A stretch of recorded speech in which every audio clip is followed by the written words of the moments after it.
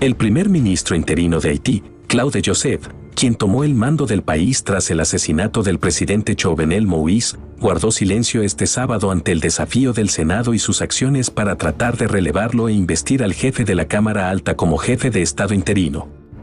Fuentes del Ejecutivo dijeron a AFP que el gobierno no prevé tener comentarios en los próximos días sobre la resolución que proclama al titular del Senado, Joseph Lambert, como presidente de Haití.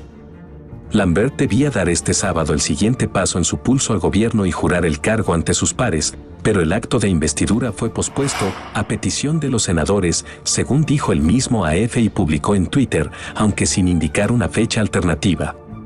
Según publican medios locales, de los 8 senadores que el viernes aprobaron la resolución en favor de su presidente, solo 2 se presentaron a la ceremonia de investidura, siendo uno de ellos el propio Lambert. El presidente del Senado aseguró que todos los senadores quieren estar presentes para participar activamente en la nominación.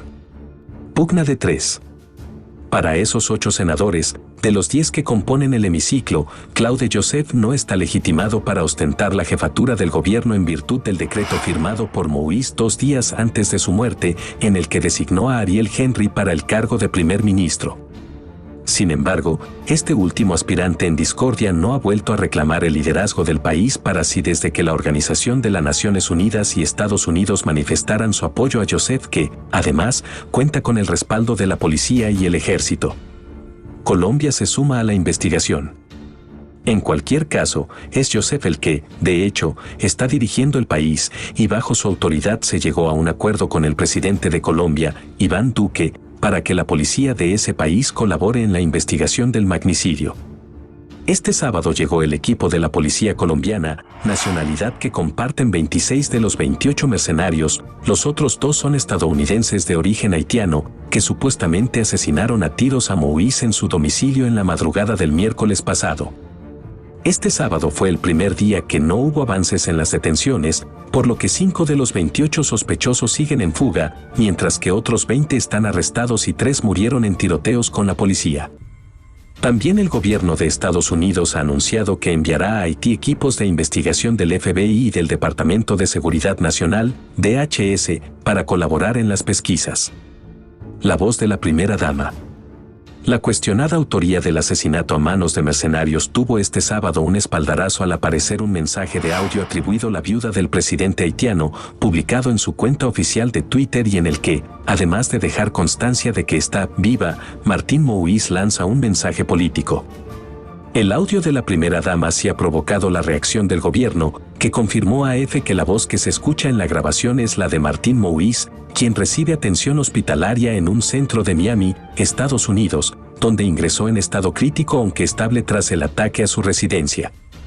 En el audio, de 2 minutos y 20 segundos de duración, la voz atribuye el asesinato de su esposo a mercenarios y apunta al deseo del presidente de celebrar un referéndum para aprobar una nueva constitución como móvil del magnicidio, con el que se ha pretendido evitar una transición en el país. Magnicidio en un país en crisis. La consulta popular estaba inicialmente prevista para abril, pero la grave crisis política y de seguridad que padece Haití llevó a las autoridades a posponer la cita que, finalmente, se celebraría junto con las elecciones pautadas para septiembre próximo. Las protestas contra el presidente organizadas por sus adversarios políticos se han ido sucediendo desde 2018 y, para rebajar las tensiones con la oposición, Moïse había nombrado a Ariel Henry con la encomienda de que formara un gobierno de consenso, proceso que se vio truncado por el magnicidio. Las tensiones estaban abonadas por un contexto de inoperancia legislativa, puesto que el aplazamiento de las elecciones para escoger a los miembros de la Cámara de Diputados y 2/3 del Senado fueron aplazadas por la inestabilidad política que vivía el país, una vez más, lo que condujo a la clausura del legislativo. Además, las bandas en lucha por el dominio en las barriadas de Puerto Príncipe han hecho cundir el terror entre la población, que ha huido de sus hogares por miles. Ahora, tras el asesinato de Moïse, son muchos los ciudadanos que quieren abandonar Haití por miedo a la deriva que puedan tomar los acontecimientos.